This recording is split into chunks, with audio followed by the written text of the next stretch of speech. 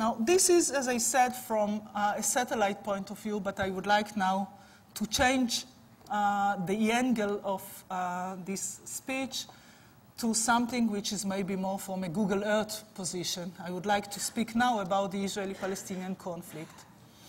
And I said before that the reasons for the extreme religious ideology and that are being expressed in our region sometimes by terror, it's not, or the Israeli-Palestinian conflict is not the cause for this. I mean, let's assume that we fulfill our dream and make our dream come true and reach peace between Israel and the Palestinians. Iran is not going to change its ideology. So I believe that the need to end the conflict between Israel and the Palestinians is first and foremost an Israeli interest. I represent here the Israeli public, I represent here the state of Israel, and I believe that this is the interest of Israel to achieve peace with the Palestinians, and I believe that the price of not having peace or stagnation doesn't work for those who want to end the conflict according to the vision of two nation states. But we need also to understand what does this division between extremists and moderates, what it does to the conflict. Because when we are looking at the Palestinian Authority, we see that this division between extremists and moderates also took place amongst the Palestinians, the people and the leadership. And it has also a geographical dimension now. We have Gaza Strip being controlled by Hamas that expresses this ideology and uses terror against Israeli civilians, on one hand. On the other, we have the West Bank controlled, or part of it controlled by the legitimate Palestinian government, those that represent the national aspiration of the Palestinians in accordance to the vision that I share of two nation states.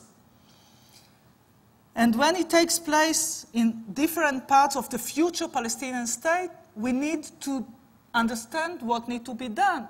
Because one option, as unfortunately some of my friends adapted, is to say that since we have Hamas controlling Gaza Strip, and this happened after Israel withdrew from Gaza Strip, we dismantled all the settlements, we pulled out our forces, and got Hamas and terror in return. So we need to wait. I think things are changing. And until we'll have only legitimate, responsible government in the Palestinian Authority that can sign an agreement with Israel and also implement all the terms of the agreement on the ground. This is one possibility. But since I believe that we cannot afford it, since I believe that time is of the essence, we decided in the former Israeli government to act in a dual strategy. And the good news was that the entire international community adopted the same strategy. So as I said before the elections in the Palestinian Authority, while going to the international community and trying not to have them as political party, I got the answer. They participate in the elections and won. And afterwards, we had this coup in Gaza Strip, and now they control Gaza Strip. Then we decided with the quartet, and this is the quartet decision, to say that the only way for Hamas to get legitimacy is only by accepting the requirements of the quartet, not only Israel, to accept the right of Israel to exist, to renounce violence and terrorism, and to accept former agreements between Israel and the Palestinians. And until the moment in which they accept fully and completely these requirements, they cannot get legitimacy from the entire international community. And this is, ladies and gentlemen, the reason for the blockade on Gaza. It's not to punish the Palestinians. It's not even to punish Hamas for using terror. It's sending a message to those who control Gaza Strip that they can be legitimate, that we can, all of us, give to the Palestinians who live in Gaza Strip better life. And just to make it clear, there is no reason for humanitarian problems in Gaza Strip. This is not part of the international community and not of Israel's decision. The way I see it, there is no need to put constraints on food and so. But basically, the dual strategy was to work on both sides of the same equation.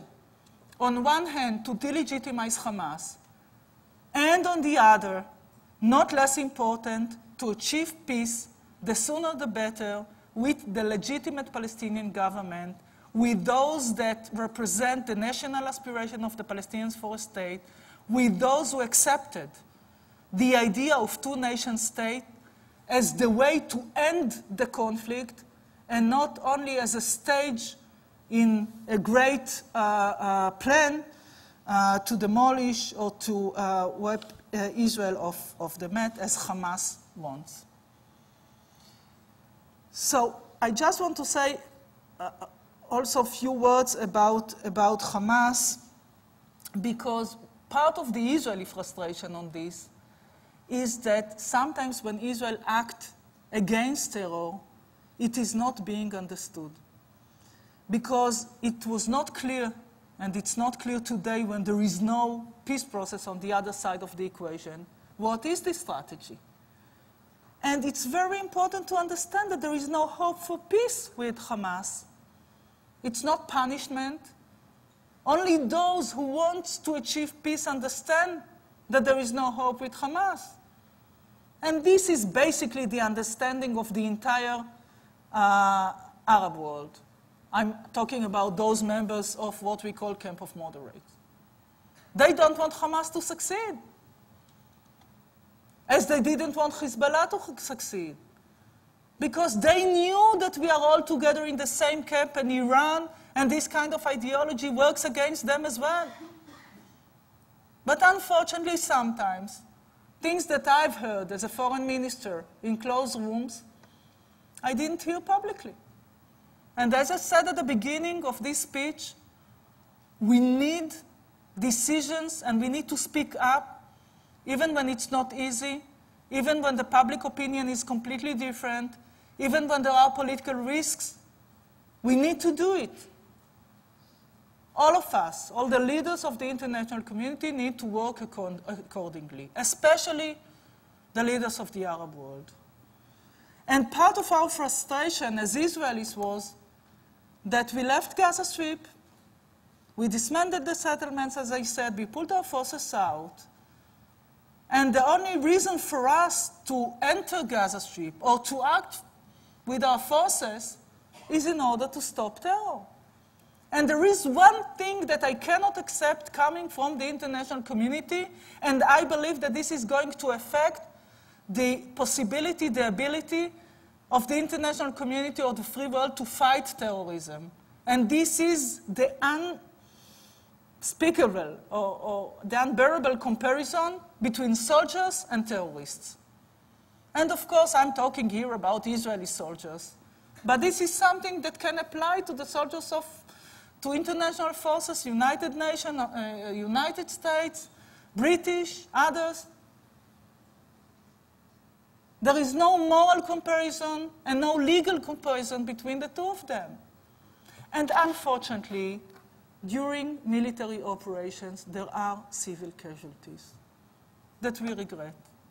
And the loss of a child for a mother, Israeli, Palestinian, Arab, American, is the same unthinkable, horrific grief. But this is not the comparison that I'm talking about. I was speaking about democracy. There is no comparison between a murderer and between somebody who killed somebody else by mistake in a car accident.